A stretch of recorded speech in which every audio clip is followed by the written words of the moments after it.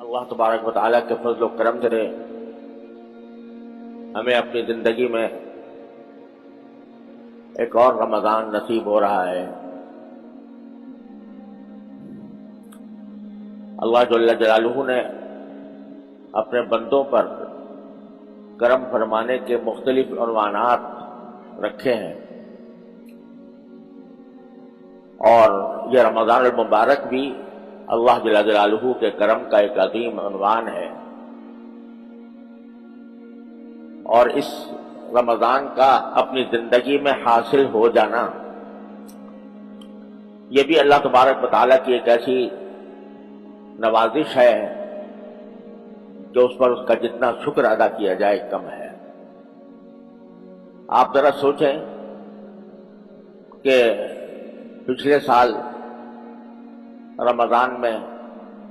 یا اس سے پہلے سال رمضان میں کتنے ہمارے اعزاء اقربا،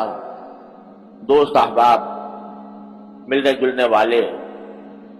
رمضان المبارک کی ان عبادتوں میں ہمارے ساتھ شریک تھے، نمازوں میں، روزوں میں اور دوسرے عبادات میں ہمارے ساتھ شریک تھے، لیکن آج وہ دنیا میں موجود نہیں رہے اور رمضان المبارک کی ساعتوں سے فیضیاب ہونے کا موقع ان کے لیے ختم ہو گیا۔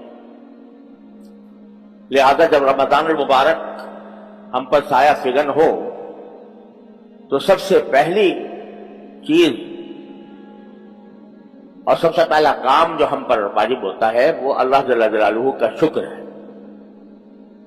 یا اللہ، آپ کا فضل و کرم ہے، آپ کا شکر ہے کہ آپ نے یہ مبارک مہینہ ہمیں اپنی زندگی میں عطا فرما دیا، اور اس بات کا موقع فراہم فرمایا کہ اس مہینے کے اندر ہم اپنے گناہوں کی بخشش کا سامان کر لیں، اور جس مقصد کے لیے اللہ جل جلالہ نے یہ مہینہ مقرر فرمایا